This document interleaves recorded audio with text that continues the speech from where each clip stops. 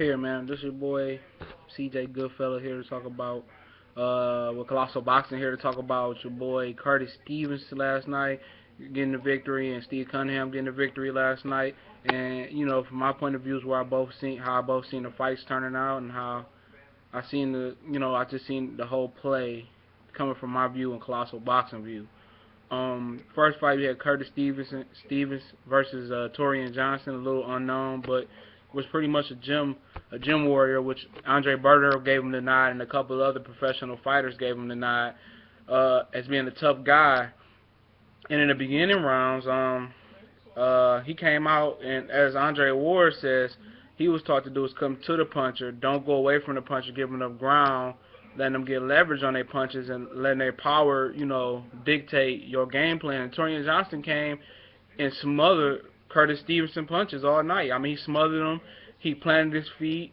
He got leverage, and he was getting off. He's not the biggest puncher, but he was going to the body, throwing combinations, active hooks to the head, uppercuts, and he took his fair share of Curtis Stevenson punches, but Curtis Stevenson didn't have any leverage on those punches, and he was squaring up, and when you square up, you can't really get leverage on your punches like the power punches he's supposed to do, and that's how I went for out of the first 9 rounds. I only really gave Stevenson 1 round. I believe that was the 7th for the 8th round, but Stevenson, he was.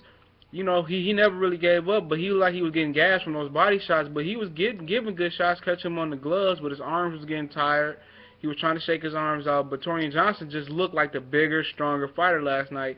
His game plan was to come to the puncher, don't let the puncher dictate the fight, the pace of the fight, and don't let Stevenson get effective with his counter shots, and he didn't let him get effective with his counter shots, and he couldn't really do too much with Tureano Johnson. Tureano Johnson was planting his feet, the bigger guy. He was just getting off every round, pushing Curtis Stevens to the ropes. And Stevens' trainer Young was like, go to the middle of the ring, but he couldn't go to the middle of the ring because he knew he couldn't be the boss in there.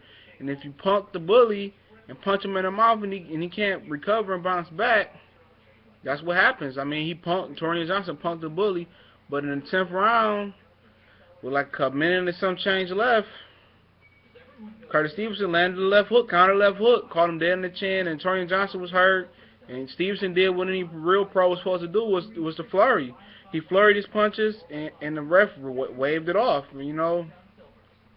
Was it a premature stoppage? In my eyes, I think no. I'll tell you why it wasn't a premature stoppage is because Tureano Johnson, if he was in his right mind or if he had any IQ, he would have did what Bradley did versus providing a cough in the last round, was to take the knee, knowing you had a big lead on Stevenson, take the knee, recover, take the 8 count, get up, and finish the last couple minutes of the fight if you could. And I believe he could. It wasn't as atrocious as Groves and the Frost stoppage, which was a completely bullshit stoppage, in my point of view.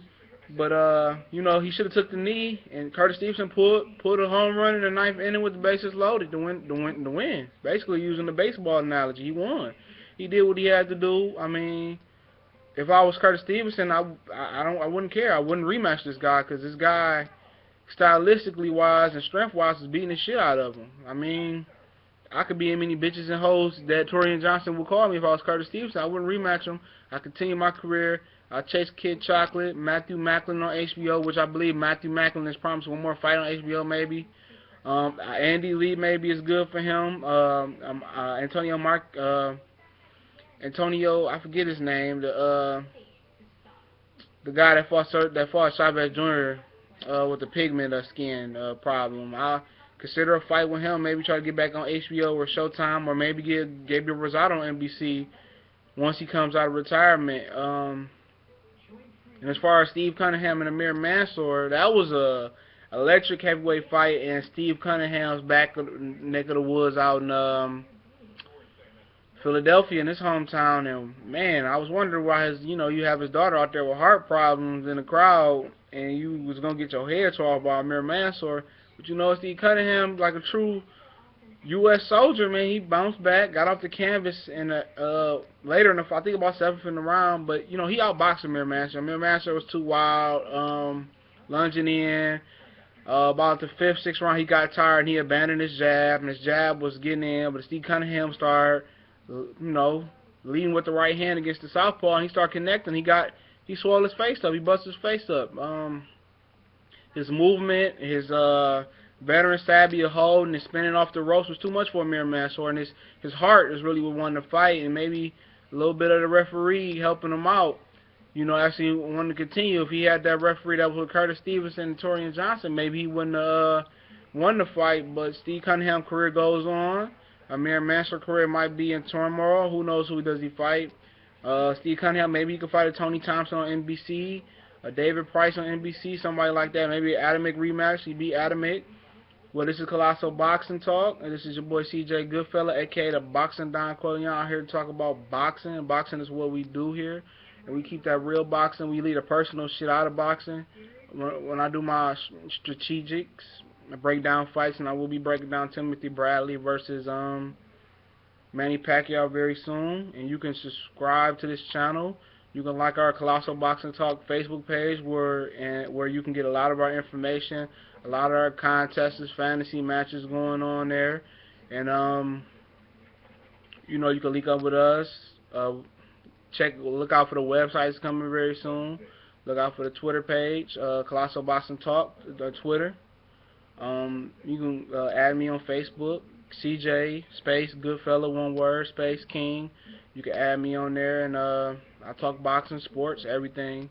So it's Colossal Boxing Talk. 1-4 for the Horsemen of Colossal Boxing. And shout out to my boy Carlos Ponce de Leon. Give a shout out to him. And give a shout out to the rest of my boys, MT, Jarrell Jernigan, and my boy Mighty Mouse. And shout out to everybody else that support the CBT movement. And shout out to Nice Boxing, our brother station. I'm out. Gone.